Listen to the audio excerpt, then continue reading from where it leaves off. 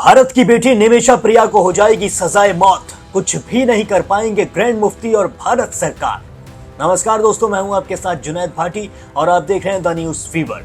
आज मैं इस वीडियो में आपको बताने वाला हूं कि निमिषा प्रिया की फांसी टल जरूर गई है, लेकिन अभी भी निमिषा प्रिया को किसी भी वक्त फांसी दी जा सकती है। और मैं आपको ये भी बताऊंगा कि निमिषा प्रिया आखिर यमन गई क्यों थी। केरला की एक सीधी सादी सी लड़की इतनी दूर यमन करने क्या गई थी, और ये भी आपको इसी वीडियो में पता लग जाएगा कि आखिर निमिषा प्रिया को फांसी की सजा क्यों दी जा रही है, वो भी दूसरे मुल्क में। और जबकि इसी मुल्क में एक ऐसी लड़की मौजूद है जिसने अपने पति को जान से मार दिया, अपने पति को मौत के घाट उतार दिया अपने बॉयफ्रेंड के साथ मिलकर। उस पर अभी तक आरोप सिद्ध भी नहीं हो पाया है। अभी तक वो बेगुनाह है, अभी तक वो जेल के अंदर सिर्फ और सिर्फ रिमांड पर है। अभी तक जो उसके ऊपर आरोप लगे थे वो सिर्फ आरोप ही हैं, वो पूरी तरीके से सिद्ध नहीं हो पाए।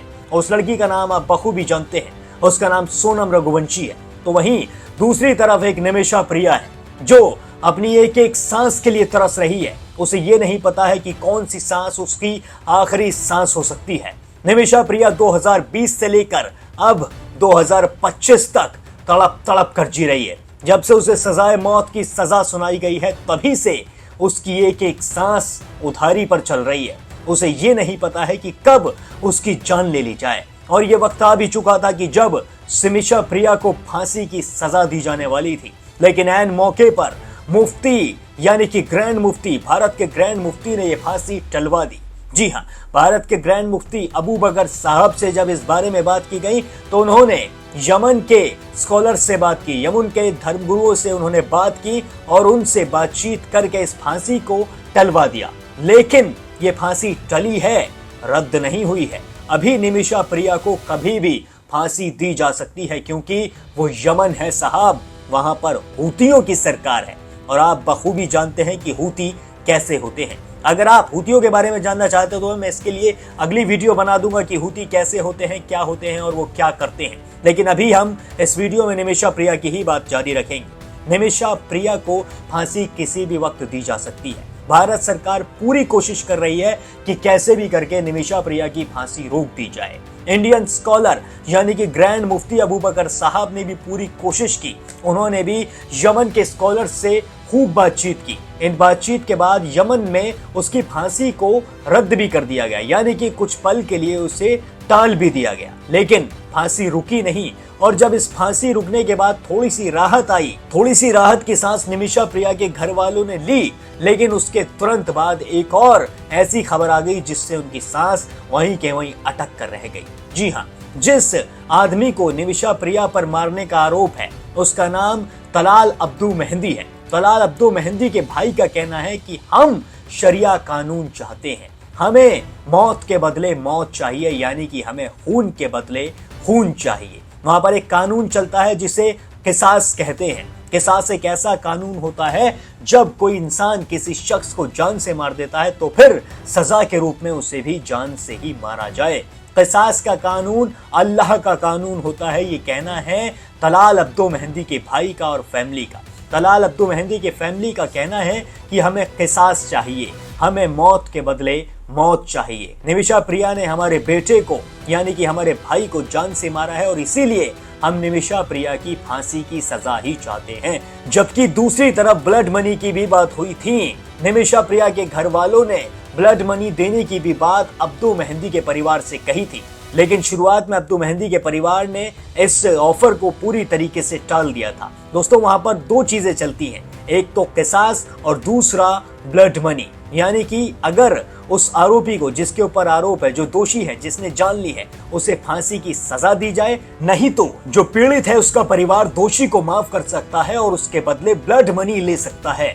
यानी कि निमिषा प्रिया के परिवार से तलाल अब्दू मेहंदी का परिवार ब्लड मनी ले सकता है और ये ब्लड मनी भी अच्छी खासी रकम है। अगर हम इसे भारतीय रुपयों में देखें तो ये कम से कम 8 से 10 करोड़ रुपए की ब्लड मनी बैठती है। और निमिषा प्रिया का परिवार ये ब्लड मनी अब्दू मेहंदी के परिवार को देने के लिए तैयार है, लेकिन अब्दू मेहंदी का परिवार ये मानने को बिल्कुल भी तैयार नहीं है। उनका कहना है कि हमें किसास चाहिए, यानी कि हमें खून के बदले खून चाहिए। और अगर ये परिवार नहीं मानता है तो फिर यमन की सरकार चाहे कुछ भी कर ले या फिर भारतीय स्कॉलर्स कुछ भी कर लें, ग्रैंड मुफ्ती कुछ भी कर लें, निमिषा प्रिया को फांसी होकर ही रहेगी। अगर ये परिवार ब्लड मनी या फिर माफी के लिए नहीं मानता है तो निमिषा प्रिया को किसी भी पल फांसी दी जा सकती है। जबकि सुप्रीम कोर्ट ने भारत सरकार से यानी कि MEA ministry of external affairs से कहा है कि इस मुद्दे पर पूरी तरीके से ध्यान दिया जाए, इस मसले को जल्द से जल्द सुलझाया जाए और निमिषा प्रिया की जितनी हो सके उतनी मदद की जाए। निमिषा प्रिया 2011 में भारत से नर्सिंग का कोर्स करने के बाद यमन चली गई थी कुछ पैसे कमाने के लिए।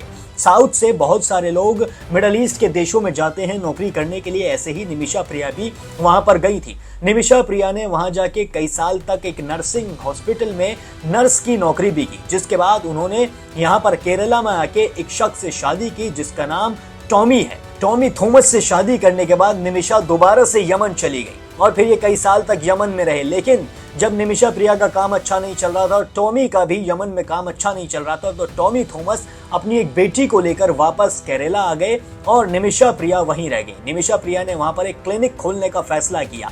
लेकिन यमन में एक ऐसी चीज है, जब तक आप किसी वहीं के लोकल इंसान को पार्टनरशिप में नहीं रखते हैं, लोकल इंसान की मदद नहीं लेते हैं, तब तक आपका कोई भी बिजनेस वहां पर सफल नहीं हो सकता है। निमिषा प्रिया ने ही ऐसे अपना पार्टनर बनाया तलाल अब्दो मेहंदी को। शुरुआत में तो सब कुछ ठीक चल रहा था, लेकिन धीरे धीरे तलाल अब्दो मेहंदी निमिषा प्रिया को प्रताड़ित करने लगा। निमिषा प्रिया की जिंदगी एक तरीके से उसने जहन्नुम बना दी थी। निमिषा प्रिया बहुत ज्यादा कोशिश कर रही थी भारत वापस लौटने की, लेकिन तलाल अब्दो मेहंदी निमिषा प्रिया को भारत वापस नहीं लौटने दे रहा था। ऐसा आरोप है निमिषा प्रिया का और निमिषा प्रिया के परिवार वालों का। निमिषा प्रिया का यह भी कहना है कि तलाल अब्दो मेहंदी ने निमिषा का पासपोर्ट अपने पास जब्त कर लिया था। वो उसका पासपोर्ट देने को तैयार नहीं था और वो कहता था कि तुम यहां से भारत नहीं जा सकती हो। निमिषा प्रिया बुरी तरीके से तंग आ गई थी। एक तो दूसरा मुल्क, अपनी मिट्टी को छोड़कर वो कहीं और दूसरे मुल्क, अनजाने मुल्क में मौजूद थी, पराए मुल्क में वो थी, तो उसको कैसा उस वक्त महसूस हो रहा होगा। ना वहां पर उसका कोई अपना, ना वहां पर उसका परिवार, ना ही वहां पर उसके रिश्तेदार। अगर कोई था तो वो था तलाल अब्दो मेहंदी, जिसने बुरी तरीके से निमिषा प्रिया को प्रताड़ित करके रख रखा था। इसी से तंग आकर एक रात निमिषा प्रिया ने उसे नींद की गोलियां दे दी, यानी कि तलाल अब्दो मेहंदी को नींद की गोलियां दे दी और उसने सोचा था कि इससे ये बेहोश हो जाएगा और मैं अपना पासपोर्ट लेकर यहां से निकल जाऊंगी। लेकिन इन गोलियों की मात्रा बहुत ज्यादा हो गई थी, जिसकी वजह से तलाल अब्दो मेहंदी की जान चली गई। और निमिषा प्रिया पर आरोप है कि इसके बाद उसने तलाल अब्दो मेहंदी की बॉडी के टुकड़े करके उसे टंकी में भर दिया था। और धीरे धीरे जब इस केस का खुलासा हुआ, पुलिस को तलाल अब्दो मेहंदी की लाश मिली, उसके बाद निमिषा प्रिया को तभी के तभी अरेस्ट कर लिया था और उसे सजाए मौत सुनाई गई थी। लेकिन भारत सरकार के हस्तक्षेप के बाद और ग्रैंड मुफ्ती अबू बकर साहब के हस्तक्षेप के बाद ये फांसी टल गई थी। ये टल गई है कुछ वक्त के लिए, लेकिन ये नहीं पता है ये कब तक के लिए टली है। अगर अभी भी तलाल अब्दो मेहंदी का परिवार ये कहने से इनकार कर देता है कि उसे ना ही ब्लड मनी चाहिए और ना ही वो निमिषा प्रिया को माफ करेंगे, तो फिर ये फांसी शायद निमिषा प्रिया को हो भी सकती है। और अगर ब्लड मनी के लिए तलाल अब्दो मेहंदी का परिवार मान जाता है तो फिर अच्छी खासी रकम तलाल अब्दो मेहंदी के परिवार को निमिषा का परिवार देगा, जिसके बदले निमिषा प्रिया को छोड़ दिया जाएगा। दोस्तों, एक यमन एक ऐसा देश है जिसमें हूतियों की सरकार है और हूती बड़े खतरनाक होते हैं। हूतियों की वजह से ही निमिषा प्रिया की जो फांसी है उसे रुकवाने में इतनी ज्यादा अड़चन आ रही है। इसीलिए भारत सरकार को इतनी ज्यादा मुश्किलें देखनी पड़ रही हैं सिर्फ और सिर्फ हूतियों की वजह से ही। अगर हूतियों ने ठान लिया कि निमिषा को फांसी देनी है तो फिर अबू बकर साहब भी निमिषा की फांसी को नहीं रोक सकते हैं।